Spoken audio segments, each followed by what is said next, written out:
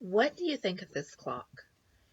It's actually a lamp with a clock face in it and flat books painted on the sides. I can't decide if I like this or not. My daughter has recently at the thrift stores found a cabinet that had books like this, but they were dimensional, and a room divider that had dimensional books. That one just didn't do it for me. I did love this little milk glass lamp, and if I had had a idea of where I would put it, it would have totally come home with me. Now I'm looking at it and thinking that that little area on the bottom, I could have put orts or stitch markers or something in there. Hi, I'm Michelle from Michelle's Romantic Tangle, and I got a chance to go thrifting. I have never seen the shelves this bare at Goodwill. I did ask one of the employees if they were deliberately bare because of the virus, and she said they're not. They just don't have inventory, but lots is getting donated and it will be on the shelf soon. That's what she told me, and the line to donate was huge. I kind of like this dress form. It was heavier than the ones I usually see, although I have a couple and I don't need another one. In the framed pictures, I saw just the corner of the Ada peeking out from something else. She's cute. I Someday I should keep track. It seems like most of the thrift store cross stitch that I see is these Precious Moments patterns, and I know Precious Moments was super popular. Did everybody decide to get rid of them all at the same moment? Love these little shoes. Aren't they cute? And this one had that shimmery paint that I can't think of the word for, and the little super delicate flowers. And then I glanced over to the next shelf, and you know how I have a thing for sparkly glass lately. I want a sparkly glass shoe. Not for $9. I trust that there will be one at an estate sale at some point in the future. And if there is not, I can live with that too, because I would like a sparkly glass shoe to put my orts and stitch markers in, but I don't need one. And these were expensive. I don't know if they're actually something important I'm not recognizing. Second trip down the aisle, and this caught my eye. I don't know who it was who said to always walk the aisles in both directions, but she was right. There were, I think, 9 skeins of Knit Picks Wool of the Andes in there for $9.99, along with some other colors of yarn. Could have been half off. I never did check the color. If that had been a natural color or a blue or a green or anything other than that shade of pink, I would have totally snapped that up. Okay, old vintage decoupage. What is a boy? It's pretty easy to spot a boy. He's a mixture of mud and corduroy. With splashy petals or on the ground, he'd rather go through than around. He smells of licorice, he smells of mice, of mercurochrome and vanilla ice, of footballs, mothballs, rabbits, and rope, and once in a while he smells of smoke. Not smoke, soap. Although if we're talking mice and mothballs and mercurochrome, smoke would not be an odd thing to throw in there. I am just so confused by that little poem. Second store of the day, this yarn was pretty and caught my eye as I was heading across the room. At 95 cents, it was a probably fantastic deal. The price of yarn lately is through the roof, and this looks like it was nice yarn. I don't know about Lion Brand's ice cream. I thought about, vaguely a little bit tempted. The colors, it would have been something I would have been making for donation, and self-striping yarn presents challenges. I managed to talk myself out of it. I have plenty of yarn in my stash, and I am still holding on to the hope that later this summer we might get that annual Hobby Lobby yarn clearance. Nice Quilt Shop wool. They actually had better than usual yarn at this shop on this day. That's some old stuff, and I think I've got some like it in my stash from an estate sale. And some homespun, because there is always homespun. So good yarn, not the good yarn that I needed at that moment. And now let's go up a bit. Let's take a look at this box, because they had 3 floss organizers taped together for $12.99, I think. And the way that these are taped together, you cannot get a look at what is in there. I'm confused by this marketing tactic. I saw a lot of unused bobbins. I think they were paper. I don't know. I don't know that it matters. Could not tell how much of any floss was in there. One of them had a printed bobbin that makes me assume it is not DMC. If you watch my cautionary tale about thrifted floss, this is the kind of thing that I would not buy. If I thought it was DMC for $12.99, I probably wouldn't buy it then either.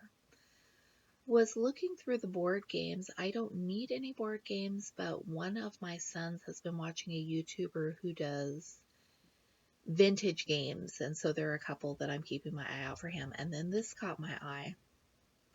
Those words jumped out at me. On a different day, maybe. I've got 3 dollhouses and another kit, so for $12.95, not being able to tell what was in there, I passed it up. I may go back next week and see what color is half price. If the kit is complete or mostly complete, $12.99 is a great price. If it's missing half its walls, I don't know what value it would have at that point. It doesn't have the siding and some of the other stuff that I think you could scavenge for something else, and it was taped together pretty well. And like I said, I have 3 complete dollhouses already. If I go back and it's half price, it is totally coming home with me, and I will gamble that it's all there, because if it's not all there, hopefully it at least has the shingles and some trim.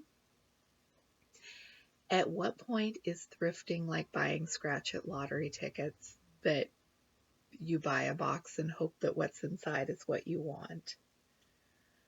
I don't know. And sometimes I wonder about that, buying things you can't entirely see. So third store of the day, this is our little local place. They're a charity, and I don't know who they're raising money for. I like that. I want a full-size library card catalog. I don't have a place for one. I can't afford one, and at $75, that one was pretty easy to resist. Someone will snatch it up and take it home. More vintage Fisher-Price than I usually see in one place. There's the Sesame Street house. There's the barn that I had when I was a kid. There is the little house that I did not have as a kid, and there is the houseboat. You never see the houseboat, let alone 2 of them. I had that as a kid, and that was one of my favorite toys ever. Someday I will drag mine out and show you all the pieces and why I love it so much. Here's that Norman Rockwell set that I got as a cross-stitch pattern a couple of months back. If they had had the old couple with the fireplace where he is holding her yarn, I would have had to bring them home and figure out to make a quilt or something, but there were only 3 of the 4 designs, and that saved me from myself. And there are some pretty needlepoint birds that I didn't look at that closely. I don't know quite what my thought process on rescuing the needlepoint is. I'm really excited about old vintage needlepoint lately. But that one, I think it's the wrong shape for what I have in mind. Wasn't as obvious in the store that this is Kermit the Frog. The camera picked up the colors way better and made it clearer. Lots of latch hook today. I don't usually see that much latch hook. I love the way this store organizes their stuff. And as I was walking out empty-handed, the lady asked me what I was looking for. She had there on the cash register a whole collection of little bags of wooden spools, and they were 4 or 5 spools in a baggie for 50 cents, and they were half off, and I needed more wooden spools for my stash. I did think after I got home, I know what I want to do with them, so I'm glad I bought them. My whole purchase for $4, I got lots of wooden spools and also a box of 19 matching skeins of green JP coats. I don't know what I'm going to stitch in that shade of green. I don't think it's going to be a sampler. Maybe it will be an embroidered quilt. I will find something to make out of this green, or I'll foist it off on one of my friends. That would work too. Sometimes in here they have some surprisingly good quilting patterns. Didn't find any this time that I could not live without. Thought about the butterflies, but decided that I didn't need them.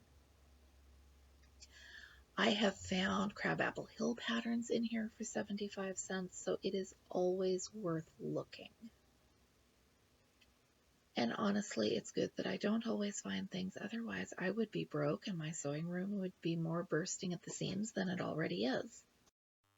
The best thing about this shop is when they do have patterns that are worth buying, the prices are reasonable. I was somewhere last week where there was nothing worth filming, so there's not a video for that one. They had a pattern I kind of liked, but they wanted $3 for it, which for a second-hand, not rare, not collectible, not a unicorn pattern, just seemed a little too much. Now, if I had known I was going to go home and start making it right away, I totally would have. But no, I didn't need that one. There's some more of those creative circle patterns that I was finding over at Safe Haven. I wonder if the same gal has dug deeper into her closets. I don't know. I always wonder about the stitchers who owned this stuff before it found its way to the thrift store.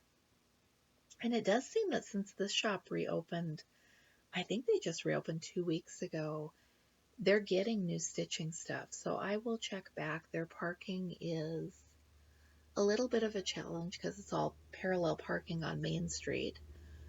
But my daughter's little hand-me-down Subaru that she handed down to her brother, and then I'm driving because my van hit those 2 deer a couple weeks ago, is so much easier to parallel park, both because it's smaller and because the power steering actually works. I hadn't realized how much I struggle with the power steering on that minivan until I switched to the Subaru. Thank you so much for watching. I am Michelle with Michelle's Romantic Tangle. I hope you enjoyed thrifting with me, and I hope if you did enjoy it, you might consider subscribing. I will be back with you soon with more thrifting videos.